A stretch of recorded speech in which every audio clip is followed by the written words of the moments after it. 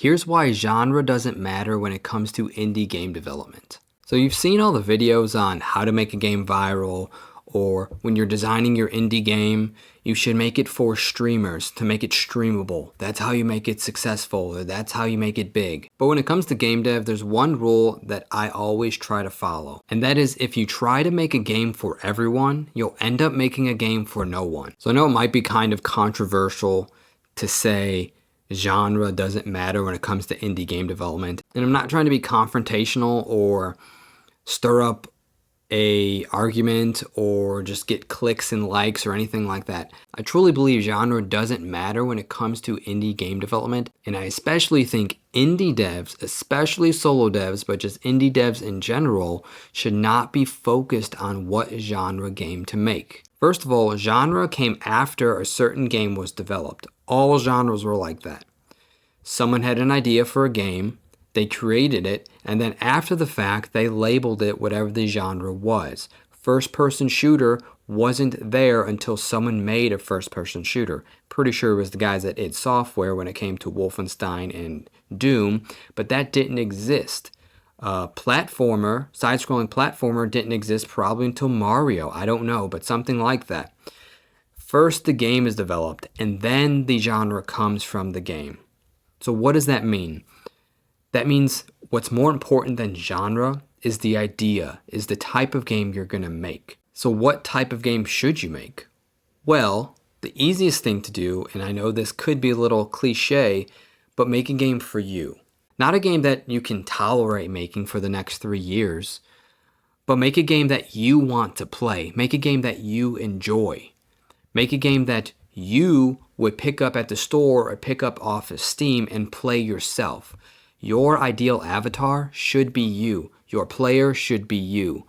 That's the type of game that will become successful, because I can guarantee if you make a game designed for you, someone out there will like it, and probably multiple people will like the same type of game and will also enjoy it. If you try to make a game that you think others will like, then you're most likely going to run into making a game that no one will like. So back to genre, you might argue that, well, what about an MMO or a fighting game or something? Well, MMOs are kind of just off to the side already anyways. You can make versions of that, scaled down versions, but let's just put MMOs to the side because they're really the exception. No solo dev or even small team is probably going to successfully pull off an MMO no matter how much they want to make it or how fun they have making it. But when it comes to other genres like fighting games or first-person shooters or Metroidvania or something along those lines, you can make a scaled down version. The biggest issue I see with chasing a genre or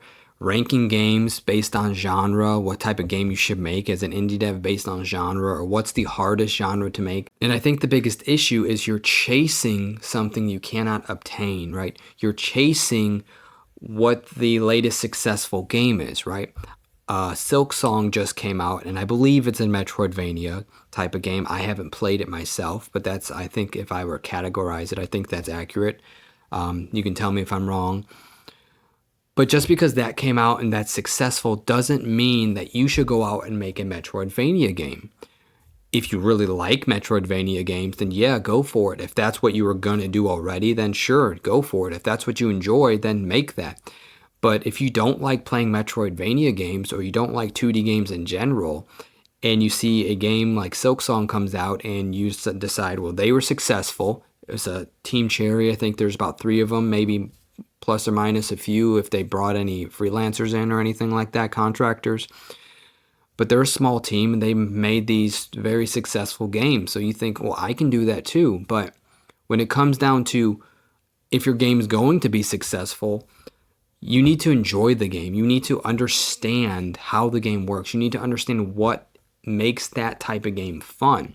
And if you don't like playing Metroidvania games, for example, you're not going to understand what makes a good Metroidvania game. You're not going to understand how crisp the movement has to be, or how the art should look, or how the enemy should act, or double backing on the game loop, any of the small aspects of the game that make it a Metroidvania game. You're not going to understand that, and if you don't understand how the game should be made or what makes the game actually fun, then you're going to fail. So that's one of the biggest issues, I think, with chasing the genres, chasing the next best genre, is you need to actually like that genre in order to understand how it works. So on that note though, you can make any game in any genre successful, right? Every genre out there has a successful game in it, has multiple successful games in it. Now it depends on what you consider successful, right? First of all, if you're just learning, if you're in the process of learning and you're not worried about a Steam release or a commercial release, definitely don't worry about genre. For sure, don't worry about it, because it doesn't matter while you're learning. You should make games while you're learning that you enjoy to play, that you have interest in learning about, right? If you see a Metroidvania game and you're like, I want to learn how to make that game for learning aspects or because you want to create it one day, then sure, make one. But if you don't, then it's not necessary to learn genres that you don't want to focus on, right? That's why the guys at id Software, once they started making first-person shooters, because they wanted to make 3D games and they liked the fast-paced action of first-person shooters, they stuck with that for a while. They made Wolfenstein 3D, they made Doom 1, Doom 2, then Quake, and so on. They liked a certain genre, not because it was that genre they created it, but they liked that style of game because that's what they wanted to play. John Romero himself said he made games that he wanted to play, not games he thought other people wanted to play, games he wanted to play. He added features into his games that he wanted that he added features into his game that he didn't see in other games, or that he just wanted or thought missed the games he wanted to play, right? So if you get back to what our objectives are or our goal, I said earlier that we need to define what our goal is or what our success is, right? If we're learning, I was talking about if we were learning game dev, what your goal would be, and that's to build skill. And genre, I don't think matters when it comes to that. It should still be about having fun and enjoying the process. But say we're not learning at this point, or we're not at that stage. We're always going to be learning, but we're not early in our game dev stage. And now we're on to wanting to try to pick out or make a Steam release or a commercial release. So does genre matter then? I don't think it does still. I think this point in time is probably the worst time to chase a genre, because most likely these are going to be the bigger games that you're going to make. These are games you might spend a year, 2 years, 3 years plus on it, and you're going to get burnt out really quickly if you're making a game that you just don't enjoy or that you don't understand. I've run into this myself. I've made games where I listened to the advice of others and I started making games in certain genres that they were successful in and that I thought I could be successful in because it didn't seem too complex. But the fault was I didn't play those types of games. I didn't enjoy those types of games, so I didn't understand how to make those types of games. It's not something I couldn't have learned. I could have picked up some of the games and played them, but I still just didn't enjoy playing them. There's a reason I didn't play those games. It's because I didn't enjoy them. So I think focusing on fun, even while making games for Steam or commercial release, focusing on fun is critical. It's key. That's why I say you should be your avatar. You should be your player, your ideal player. Even when it comes to learning or making a game for Steam, pretty much all genres, even I would consider MMOs included in this, pretty much all genres can be scaled down to some aspects, some manageable scope, right? And I think that's the biggest issue. I say that a lot. I think that is a issue. I think that is an issue, a big issue, that we look at games based on, or when we're developing them, we look at games based on genre. And I've said genre probably 50 times, maybe 100. I've said genre probably like 50 times already. But what I'm saying is we base games on how we're going to develop them based on genre, and we think, well, I'm just going to make an RPG, and RPGs are massive, right? So it's going to be a massive game. But you can make a scaled down version of an RPG. What I'm trying to say is all genres can be scaled down to a manageable game, a manageable state, a scoped down state that you can manage at your current skill set. Even MMOs, they might not be considered an MMO after that, but you can make some version of online multiplayer RPG or something that's way scaled down and not like a WoW scale or Star Wars scale or anything like that. You can make scaled down versions. A good example, I think, is for fighting games. I think the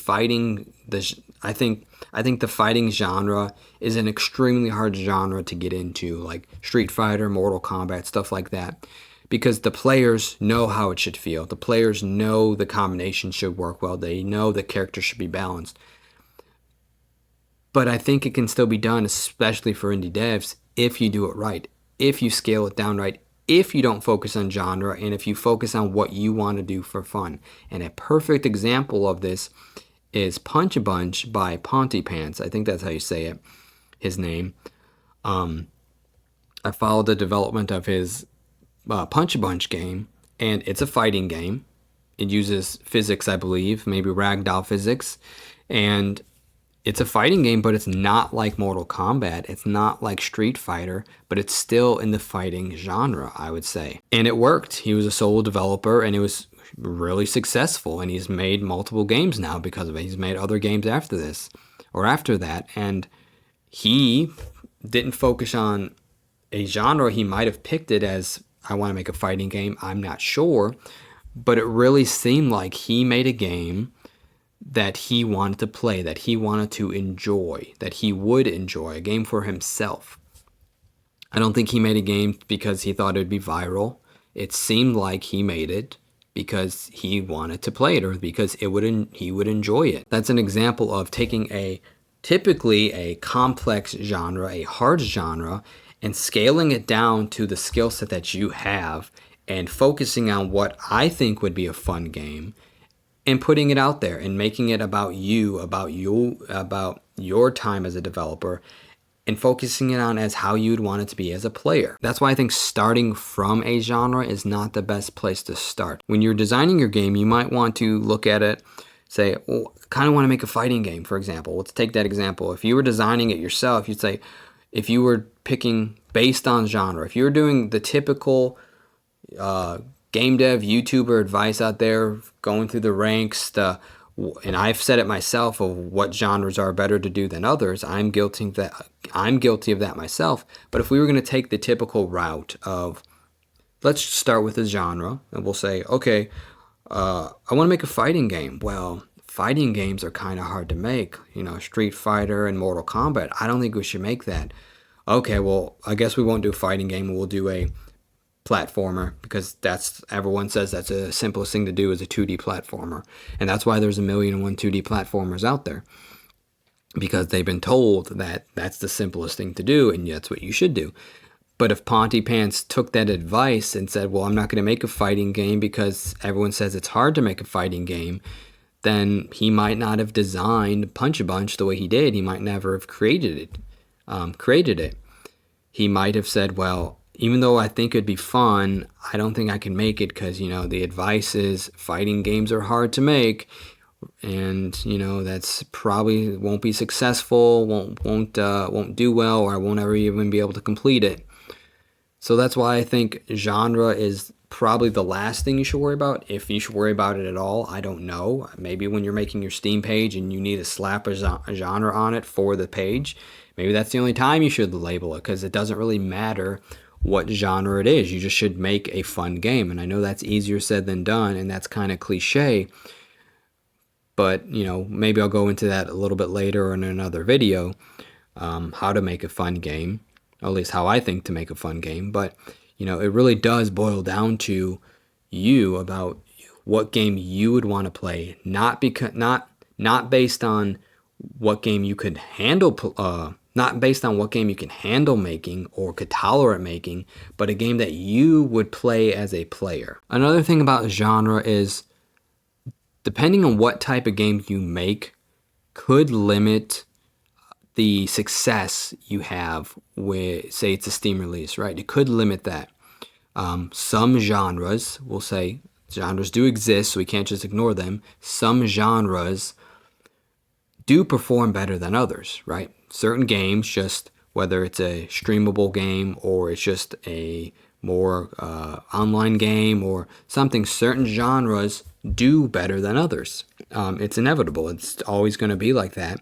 Sometimes it's because certain genres are more popular, and sometimes it's just because they're just more fun, right? There's certain games that are just more intense than others. So when we're looking at that, you're going to have, or there's going to be different levels of success. And as a developer, we have to decide what we're happy with for success. Or we have to be aware that certain genres might bring different levels of success. But I mean, pretty much anything for the average game developer, any amount of income is pretty good success for the average game dev, right? If you made a game right now and you put it on Steam and you sold it for $1,000, if you made a game right now and you put it on Steam and you made $1,000 from it, that'd be pretty successful. Most indie devs haven't done that, right? They haven't done that. But that's a level of success. You might make $10,000. You might make $100,000. Those are different levels of success.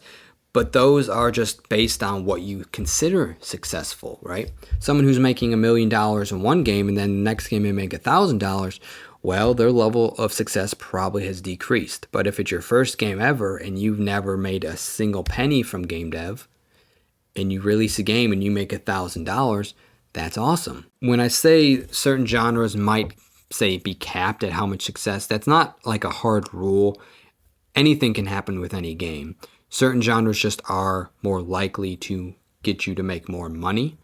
But I also don't think that should definitely not be a reason to pick that genre. Because, again, if you don't enjoy making that game or if you don't enjoy playing that game, then you're probably going to fail at making it. You're probably going to get stuck or not complete it. Or if you do finally complete it, then it's probably not going to be that fun because you didn't understand what it took to make a fun game in that genre. I know I've been all over the place with this, but I'm kind of trying to do a ad lib, just get my thoughts out there. No real order, just how I would talk to a close friend or not. So, if it's a little disorganized, sorry for that. So since I said you should make a game based on what you think would be fun as a player, let's talk about how we can possibly make a game fun for you as a player. Fun is subjective. Everyone thinks different games are fun for different reasons, right? I don't like cozy games. I prefer survival games or some chill games like Medieval Dynasty is a pretty chill game. I like to jump on that. That's easy to hop on and play around for a little bit. So fun's subjective, right? We can't just say this is fun. There's elements to help encourage fun. There's guidelines and fundamentals you can follow to increase the chance of someone having fun. But in the end, your player might just not like that type of game. So how can you as a developer identify what you think is fun as a player? What I would do, if it was me, I would look at all the games I have the most fun playing currently, that I really enjoy, or have enjoyed over time, and I would try to narrow down what aspects of those games, those specific games, not just in general, but those specific games made it fun for myself. And I say those specific games, whatever they are, is because you can't do a general insight to this, because just because a game is in the same genre as another game doesn't mean you enjoy both of those games. And perfect example is Battlefield and Call of Duty, for myself at least. I used to be into Call of Duty around COD 4 and, the first Modern Warfares and Black Ops. Then I quickly fell off because, I just got tired of playing first-person shooters. And then I got into Battlefield, like Bad Company and Battlefield 3 and 4 and Battlefield 1. And I still didn't really like Call of Duty. I tried playing some of the more modern ones around that time, and I still just didn't like it that much.